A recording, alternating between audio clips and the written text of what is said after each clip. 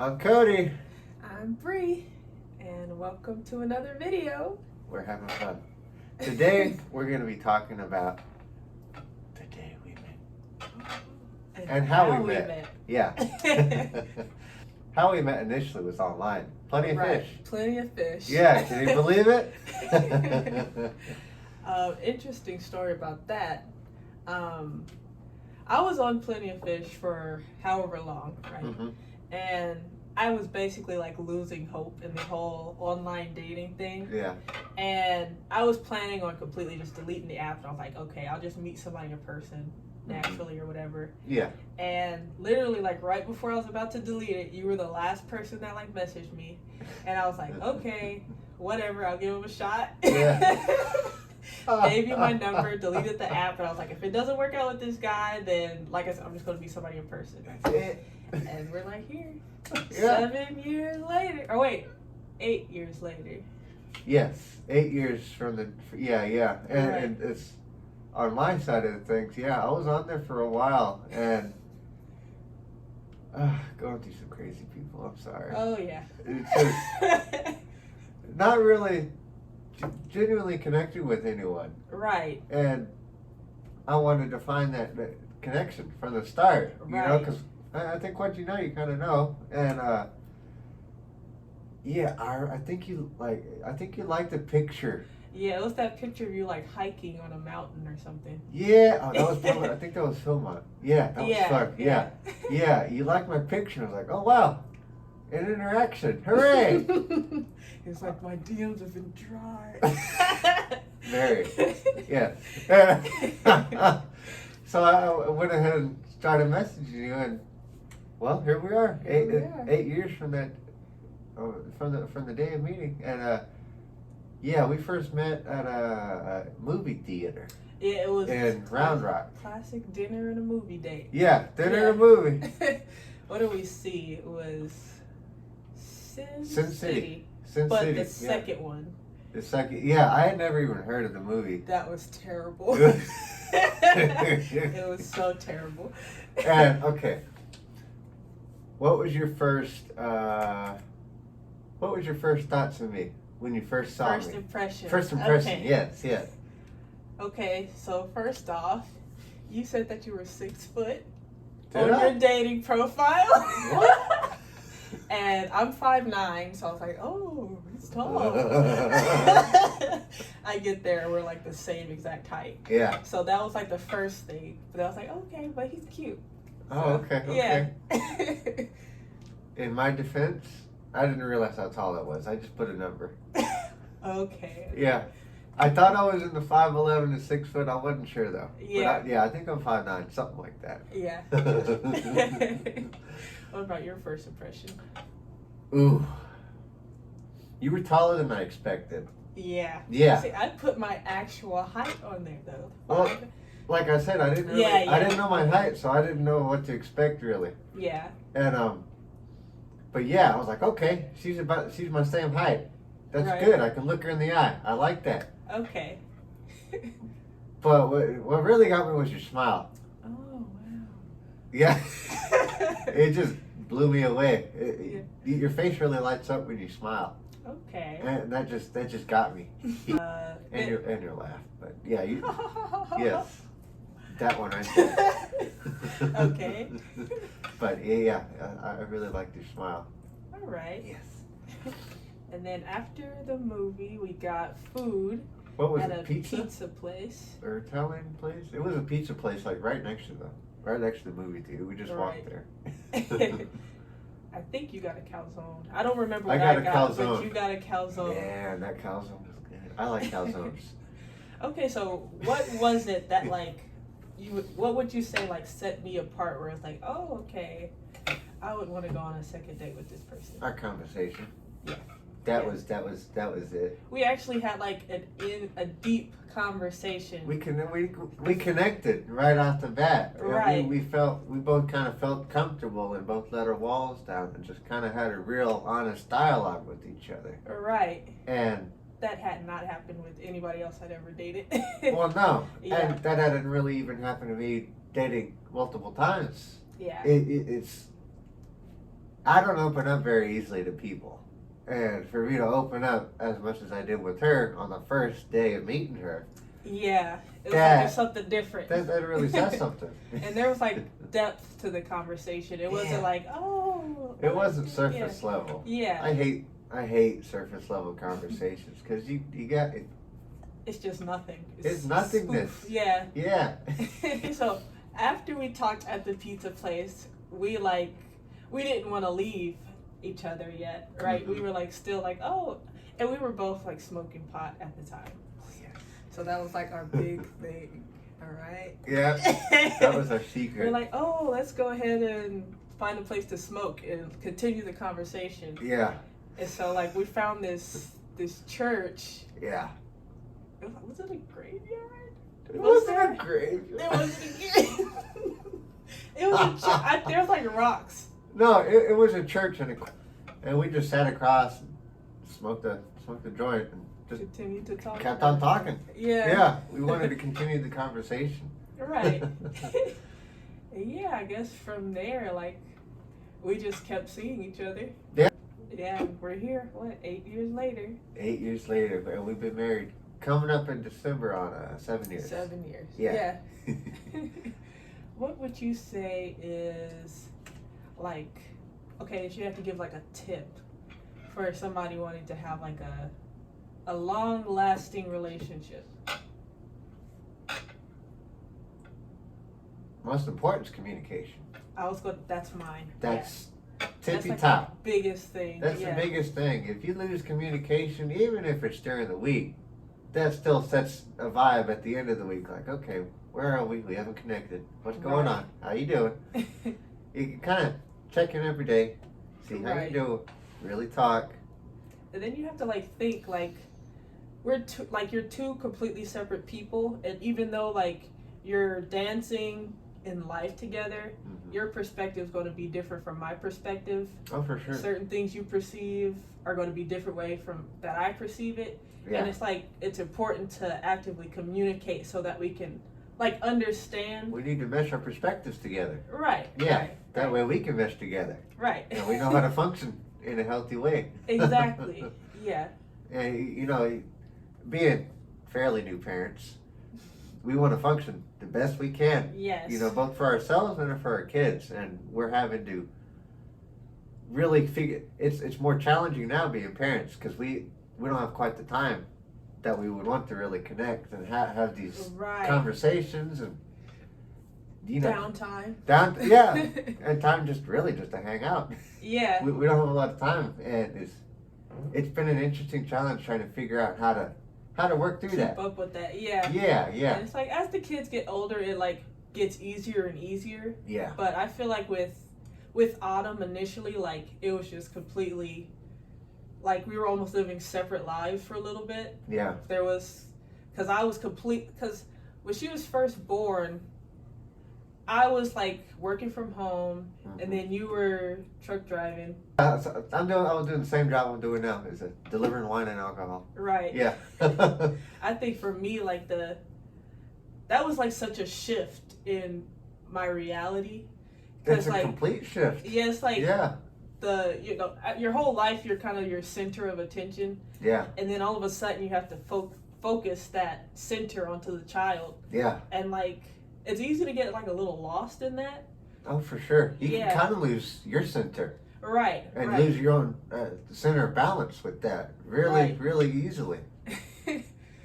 But we made it back. Yeah, yeah. And it took a lot of deep communication between Yeah. us. Yeah, and a lot of like had to pull out like all the spiritual tricks out of the bag and back into meditating and like really journal and all kinds of stuff. And using those tools really helped ease the process. If we didn't have those modalities of having that mindfulness in It would've each been other, 10 it times more would have been a lot more difficult. Yeah. We had because we had her Or 2019. so Yeah, we the tail were end of 2019. 4 or 5 years into our relationship. We had a really solid base. We had a good solid base. Yeah. And we had been, previous to that, we had gotten into the spiritual stuff Eckhart Tolle. Right. Shout out. He was a big influence. Yeah. He was the one that kind of unlocked that side of me. Right. And it really got me thinking. Outside of the box. Outside of the box. So far, it's led us down a good path. Oh yeah. To our current position. You know, we're really trying to get into health and wellness for ourselves, and really building up our, getting into healthy eating, exercise, meditation. I'm really wanting to get into yoga big time. Yeah. And kung fu. No, I'm telling you, I'm gonna get into that.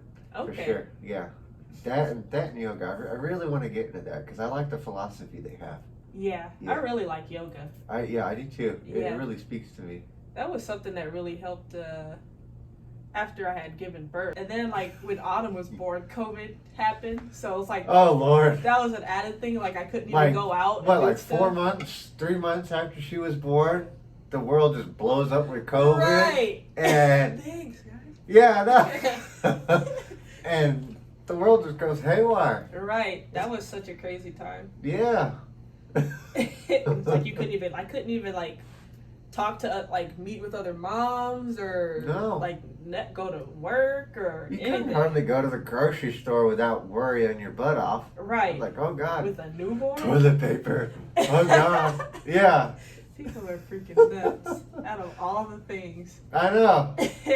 I'll be honest. I felt like a hero when I got a bag of toilet paper. Here's the toilet paper. I came home. Yeah, we were like out, so. Right.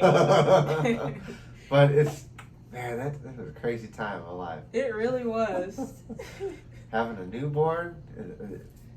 My goodness. But yeah. Autumn was at least she was a very easy baby. She was a chill child. She was very chill. She had she was a little colicky in the beginning, but other than that, she was pretty good. Yeah. Yeah. And she's continued to be that way. Yeah. She's a little wild now because she likes to run around, but she means well. She has a good personality. She's got a good personality. Because I think both of us are really chill. Yeah. Autumn is she brings the energy. She really helps to bring out some excitement. And right. It brings out the inner kid in myself and really. Right. It really helps me to remember, okay, time to play. Let's have some fun. Right. It really helps bring out that childlike energy in myself. And I will say with both these kids, I think I said this before, but Autumn, she's taught me how to dance, and Elliot's taught me how to sing. And bring out those comforts that I've never been comfortable showing. Right. And help to bring that out, express myself. Walls. Yeah. Yeah. Be more vulnerable. Yeah. And these kids have been some of the greatest teachers I've ever had. Really? Daily. They teach me new things every day. And I got to be mindful and be really present in every second. Very, very conscious. Day to day. Get on their level and really talk to them. And I think they really appreciate that. Yeah. And they can sense that. They can sense when you're there on that level of consciousness, and you can really I notice you can interact with them. Yeah, it's always fun when I really take the time to engage with Autumn, and I'm trying to teach her something. The other day we were looking at antheels, and she was so into it, and poking them with a stick, and she was so engaged. Yeah, and that's what I kind of have been figuring out with her is I think she's so high energy is because she's she wants to be learning. Yes. That's when she sits down, she's calm, when she's really engaged. It's when she's learning something new. Yes. That she's interested in. Yeah. That makes sense. Yeah. I mean, that's all that kids are at that age, and at Elliot's age, they are learning machines. Yeah. They are learning everything about their environment, and if they see a certain thing happening too long, they get bored with it, and I think that's when they start acting a little crazy, going a little stir crazy. Yeah, running in circles, screaming, and all kinds of stuff. Yeah, they're not being engaged in the way that they're really needing. They're not being stimulated. Yeah. They're wanting to keep learning, and that's how you wear them out, is constantly keep them learning, and not necessarily in a classroom setting. That's not conducive to childhood at all. She learns it's best when she's outside. It's hands-on. Mm-hmm. It's something really tangible and real. Something she can see and touch and smell and hear. And engages all the senses. yes, yeah. Yeah, that's why I'm liking the idea of this Montessori thing, because Yeah. it's like teaching her practical life skills, but it's hands-on, and it's not like sit here, focus. Yeah. I don't think that's not like, it doesn't nurture like free thought. It nurtures like It's obedience, kind of. Yeah, it does. Which is fine. You need a certain level of discipline and obedience, but For sure. I feel like now more than ever as an adult, what really is propelling people past that point that most people like hit the top at is like creativity. Yeah. Being able to think outside the box, being able to take what you've learned and apply it to a different situation and kind of make it something new. Yeah, being malleable, being right. Oh, what's the word? I'm gonna remember the word and I'll spit it out. Okay. Yeah. Adaptable? That's the word. Okay. Yes, that's the word. Yes. Adaptable. Yeah. Yeah. That's gonna be one of the biggest skills that I really want to promote is adaptability. Right. Because the world's been changing. The world changes so quick with all this technology and the COVIDs and you got to adapt. Yeah. But that whole phrasing, like, you can't teach an old dog new tricks. Mm-hmm. Like, I think that's like one of the biggest lies. Like, after you get a certain age, you can't learn anymore. Yeah, that's not true. I've heard that, that's just not true. After the age of 25, your learning process, it looks a lot different than it did before. Like, you might have to learn differently than you did when you were a teenager or whatever, but you still have the ability to learn always. I feel like after I turned 25, that's when things like really started to snap into place in my mind. Yeah. Because I really feel like up until like even when I was like 19, 20, like I was really like stupid. Like, me too. Oh, me too. Like, yeah. Really stupid about like how to like everything. Live life. Yeah. Well, we were kids too. Yeah. We weren't really taught how to do taxes, how to juggle bills, nothing like that. Right. I guess how to adult. Yeah, like everyone else, we just went on out there and tried our best at it, and we've had some failings, done pretty good, but yeah, we've learned from our mistakes, and we've done really well so far. Right, I think. Yeah, for sure. And oh God, we were dumb back then. But it was fun. Like that, I feel like you're supposed to kind of be dumb. You're supposed to be dumb at that age and explore and make mistakes. It's almost mandatory when you're those ages.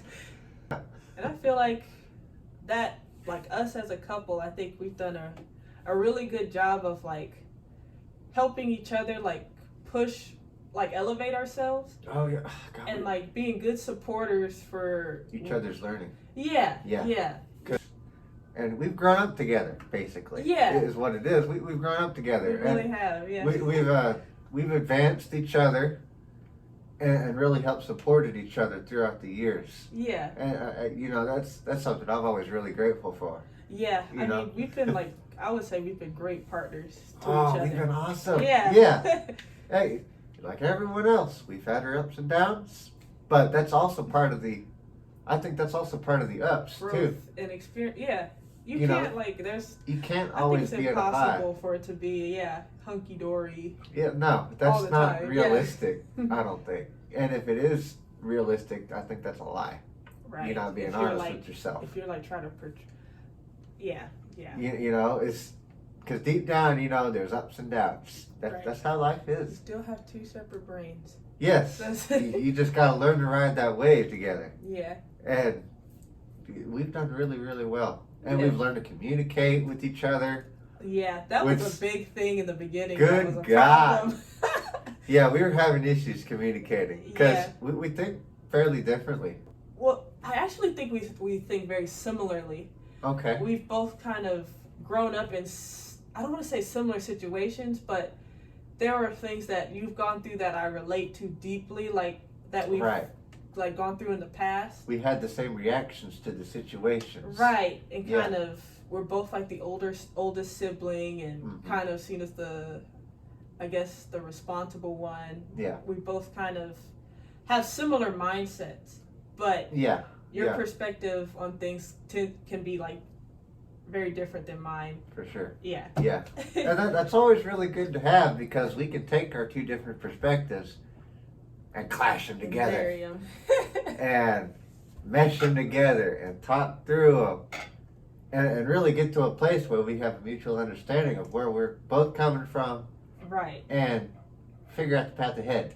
Right. In a joint effort. Okay, well, you want to end that?